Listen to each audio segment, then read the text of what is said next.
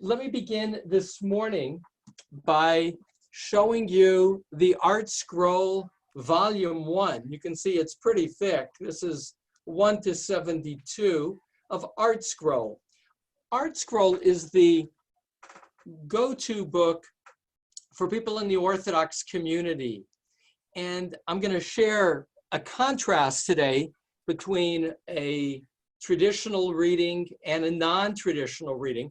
The traditional readings or the commentaries in this book tend to be 16th century or before.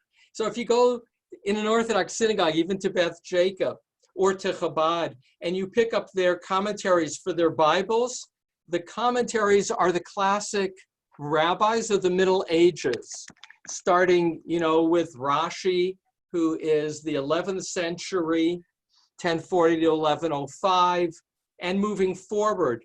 And those classic commentaries, they have kind of a historical lens. They tend to read when it says for David, a prayer of David, as literally a prayer of David. That's kind of a starting point. And there tends to be a pietistic orientation. This is somebody with total faith in God who is humble. But that's not necessarily how others read it. A post, if you will, medieval perspective is that the Psalms are a collection of poems to God. David, being a writer of such poetry, is identified as a source of authority and authenticity, but that they're largely written by Levites. The Levites had the job in the time of the temple to greet the pilgrims with song. They were composers of song. They were the orchestra. And that Psalms, not necessarily early on into the Second Temple. In fact, many scholars would say largely the Second Temple is when the Psalms were written. In that regard, today's Psalm 17, is understood in two almost contradictory ways. One, and they both build off of the last line of yesterday. Psalm 16, verse 11, read as follows: "You make known to me the path of life, overflowing with joy before your presence. Delights are in your right hand, enduringly." For the classic commentators, that's a description of the world to come. So that David is yearning in the world to come to experience in an enduring way God's presence. For more contemporary scholars of the Bible, it's often in the present tense, meaning back to that key verse of verse 8, Shaviti, Adonai lenegdi tamid, I will always place Yud Hey Vav Hey before me. In doing so, you will be at my right hand. And that culminates with this sense of joy. You make known to me the paths of life, overflowing with joy before your presence, delights in your right hand enduringly. Now, the Psalms do not necessarily get placed in any historic way. We don't know always what the thinking was in terms of how they're ordered, but specifically verses 16 and 17 are often linked by commentators. So the classic commentator to the Psalm, whose name I keep repeating as is the most relied on commentator in the Art Scroll, is Radak, Rabbi David Kimchi. He again lives in France, 1160 to 1235. It's roughly the same time as Maimonides in Spain, Radak. And Radak sees Psalm 17 as by David. And with 16, he has expressed his closeness to God at a certain point in his life. But now Psalm 17 for Radak is the moment where David is guilt-ridden over Bathsheba and her husband Uriah. You remember the story where David has had intimate relations with Bathsheba. She becomes pregnant. Uriah comes home, and Uriah says, I can't sleep with my wife. All my comrades are still fighting. I can't indulge in that kind of pleasure. And so David, in desperation with a pregnant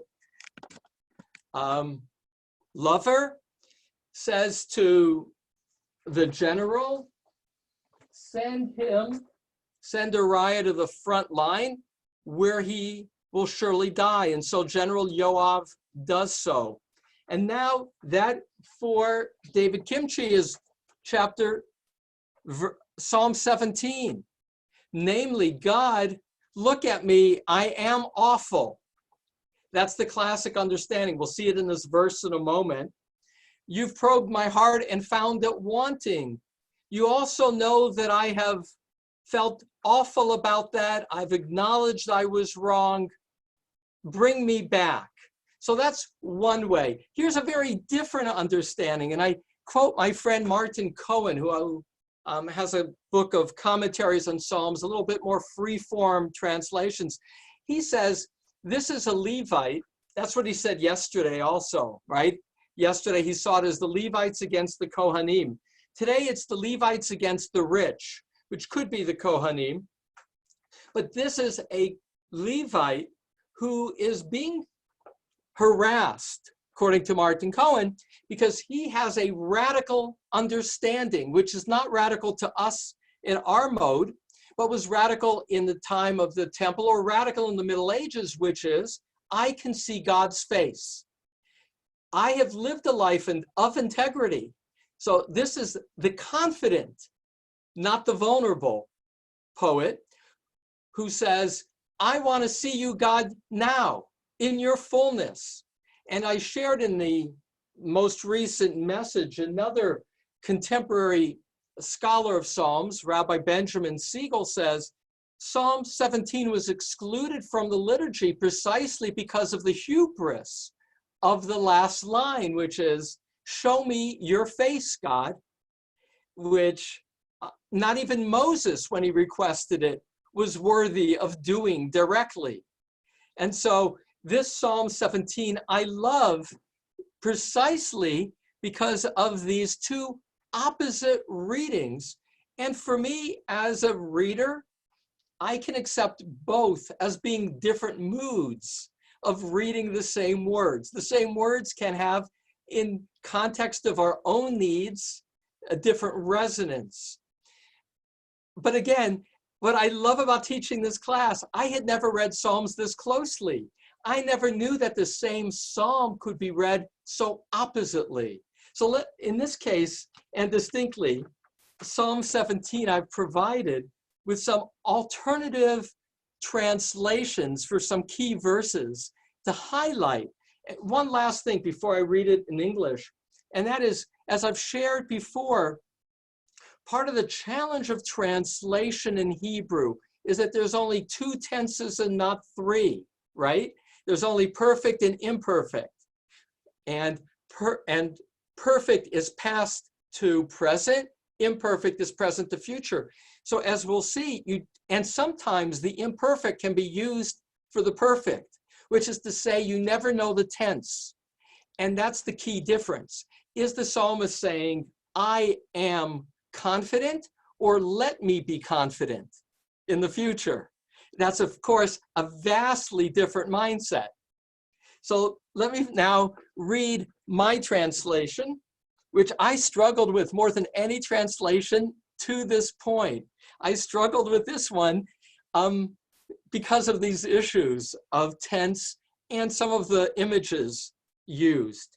Psalm 17. A prayer of David. Hear, Adonai, justice. Attend to my joyful song. Give ear to my prayer of lips with no deceit. From before you, let my judgment come. Let your eyes behold uprightness. You have probed my heart. You have remembered me at night. You have tested me and found nothing wrong in me. I have muzzled to let nothing pass my mouth. As for the doings of humanity, by the words of your lips, I have guarded myself from the ways of the unbounded. My steps have held fast to your paths, so that my feet did not stumble. I have called upon you, for you answer me, O God. Incline your ear to me. Hear my speech. Wondrous are your mercies. You who save by your right hand those that take refuge in you from assailants. Guard me as the apple of the eye. In the shadow of your wings, shelter me. From the wicked who oppress me, my deadly enemies who encircle me. Their heart and fat shuts them. With their mouth they speak arrogantly. At our every step they have now surrounded us, their eyes fixed on us to cast us down to the earth. Like a lion that is eager to tear in pieces, like a young lion lurking in secret places. Arise, Adonai, confront them, cast them down. Deliver my soul from the wicked with your sword, from people who by your hand, Adonai, from people who share in this life is fleeting, and whose belly you have filled with your treasure, who have children in plenty, and who leave their abundance to their young children. As for me, with justice, may I behold your face. May I be satisfied with a wakeful vision of you. So verses 14 and 15, again, these things build, and often the last line is either the culmination or a surprise. Verse 14 describes his enemy. And in that sense, there's a pattern to this psalm. It's the psalmist prompted by a danger. Somebody is threatening him. Verse 14 indicates that he's threatened by the rich and the powerful, who by your hand, God, you have given them, although the life is fleeting, you have filled their belly with treasure, lots of children, and they will have so much left when they die that even their young children will be able to inherit well. Let me back up to verse 10. Chel v'amo sagru, their hardened fat shuts them. Shuts them meaning their hearts. Their heart is encased by fat because they are gluttons. With their mouth they speak arrogantly. Again, these powerful physical images of the other. And in contrast, verse 15, ani, right? Ani, as for me, I, b'tzedek, with justice, may I behold your face. May I be satisfied with the wakeful vision of you. I, in contrast to those fat cats, I know that what really matters is the spirit of your presence. That's in this fleeting life what is enduring.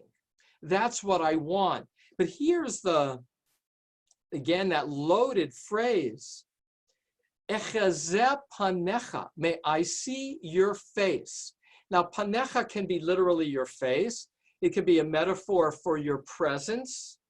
It can be simply an immediacy of experience. But there's an added piece.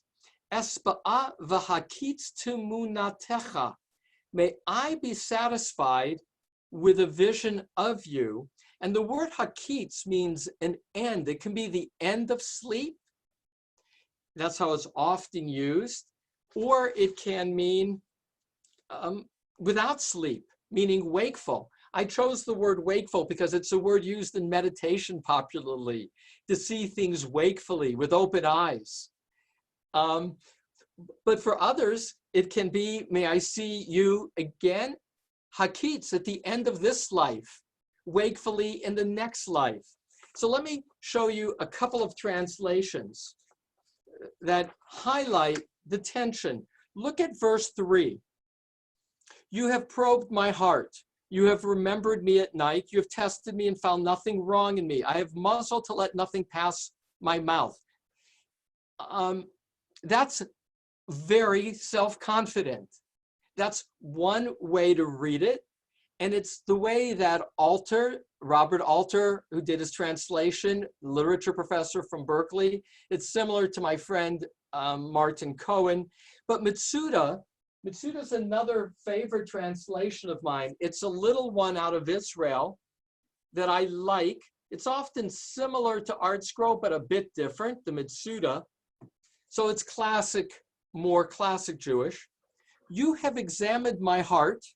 You have inspected it in the night. Okay, that part's the same. You have tested me, and you did not find, and then he puts in parentheses, what you sought, meaning you sought to find goodness in my heart, but you didn't. That's built on a commentary of Rashi, in which Rashi will say, David says, don't, when you looked into my heart, you found me lacking. And so the last part, my presumptuous thoughts will no longer pass my mouth. That's looking to the future. You looked at my heart, it was lacking. God, forgive me. Going forward, I will be better. It all depends on the grammar. It all depends. Do you read it in the future tense, right? In the future tense, no thoughts will pass my mouth wrongly, or they never passed my mouth. That's why I'm worthy of your presence. So you can see verse 3, you can circle it as a pivot. Is it that of mea culpa, forgive me, or is it of confidence? God, even at night, I've struggled, you've seen me, but I'm good. And verse 4 doesn't give you an indication, because verse 4 is, as for the doings of humanity, by the word of your lips, it can either be, I've guarded myself from the bounds, from the ways of the unbounded, which can also be translated as the violent, or it can be in the future tense. And last, in terms of alternatives, verse 15. Now, that's the punchline, the controversial punchline. As for me, with justice may I behold your face. So a word about beholding God's face. Exodus chapter 33, verse 18. That's the key moment where God says, this is after in Ki Tisa, God has forgiven the people for the golden calf. In that sense, Moses, who was the intervener, who said, God, you got to let them off the hook. You're going to get bad press if you destroy them in the desert. They're going to say you took them out from Egypt to kill them. God relents. And after that job is done, Moses turns to his own needs and says to God, Har'eni na kavodecha, show me, please, your glory, right? Show me your immediacy. And God responds in verse 20, you are not able to see panai, my face. A person cannot see me and live. And then in verse 23, God will say, turn and I will place my palm and you will see my back, but ufanai lo yera'u, but my face you cannot see. And the classic commentators will say that the interpretation, for instance, Khatam Sofer will say, you can't see God directly, you can only see the impact of God in the world. That's God's back, where God has been. So you can only see God after the fact. You can't demand to see God and with that, the future. So, and yet, Exodus 33:11, we're told that God spoke to Moses face to face when God will describe a relationship. And in Numbers, after Miriam gossips about her brother, God will say, it's not the same, my prophecy with you as it is with Moses. Pe el pe adaber bo. I speak to him mouth to mouth. So related image, a quality of immediacy. Of course, you can read these things literally. Some do, sadly for Maimonides and others, because God doesn't have a body. These are, of course, metaphors with the immediacy of seeing God directly. So the last piece to share, and that's these alternative translations of verse 11. Mitsuda, as for me, in righteousness I will behold your presence. I will be satisfied when I awake with your likeness. And that's distinctly the world to come. In contrast, Robert Alter, As for me, in justice I behold your face. I take my fill, wide awake, of your image. That's the present. That's immediacy. And I'd like to throw in King James Version only because in our larger world of literature, it often feels like the Bible. As for me, I will behold thy face in righteousness. I shall be satisfied when I awake with thy likeness. Probably more like Mitsuda referring to the world to come when I awake, though it could be in the morning, but probably understood into the future. Rabbis like Benjamin Siegel say our references, if you remember yesterday's as well, with reference to going into the grave, is not focused on what happens in the world to come, at least on the immediate level. That's not a primary focus of the Bible. That doesn't occur historically till the rabbinic period, where all of Israel have a place in the world to come. That's not so much part of the biblical motif, which is don't cast me to the grave, keep me alive, is more the focus. And hence, in sum, this psalm can be read, and I find it exciting, as this psalm of confidence and yearning. It's a dangerous world. The people with the money have the power. And Martin Cohen says, even in our own time, it's our challenge to faith. How is it that people who seem to be succeeding can be so bad in behavior, immoral in behavior? And that this is a psalm about asserting that what really matters is to be in God's presence, but takes it one step further. And that's the confidence that leading a good life enables the experience of God fully now. And that sense, not unlike Shaviti of yesterday, by placing God always before me, you are there in my right hand, and the end of Psalm 16, and therefore my life is rejoicing. And yet, this psalm tends to be understood less so by Robert Alter, more so by my framing it as may I, as a confidence and yet a yearning of may I now experience you more fully, panim, see your face, the fullness of your presence, rather than being a statement of hubris. It's not that I am seeing your face, I am experiencing you. I have confidence in my goodness, and I have confidence that striving to be with you is what really matters in life. With that, for Psalm 17, we have 5 minutes. Anybody would like to ask a question or make a comment of what moved you?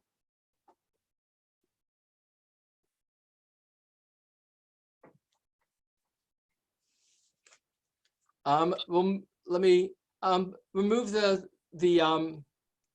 Eric, remove the text. Let me see everybody so I can see if somebody is waving to want to add something.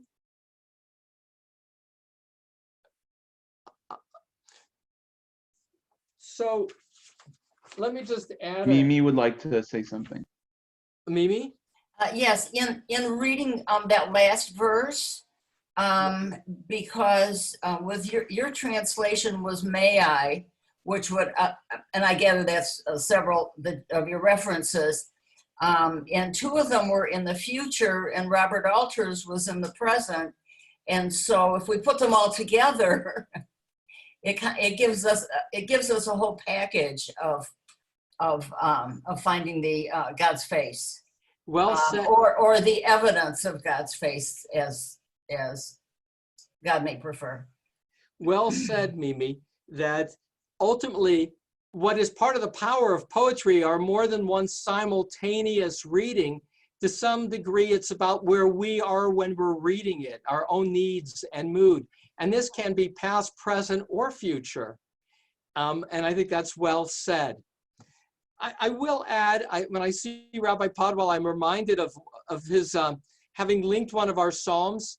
And so I want to point out that verse 8, guard me as the apple of the eye, that's the pupil. And the way our eyelids protect our eyes, so that's the notion or an image, a physical image of God being protective of us like the pupil of our eye. In the shadow of your wings, conceal me or shelter me. In that regard, that line is said every night traditionally before going to sleep as part of the prayer of Shema Alamita, the bedtime prayer. So although Psalm 17 did not enter the liturgy, that one line did. And I would add, for somebody who knows the Psalms well, this triggers an association to the fuller message of the Psalm, which, however one reads it, past, present, or future, clearly with verse 14 and 15 combined, it's a statement of, I know, God, that your presence is what matters, rather than all the material goodness that you enable. Any other a closing comment or question? We still got 2 minutes.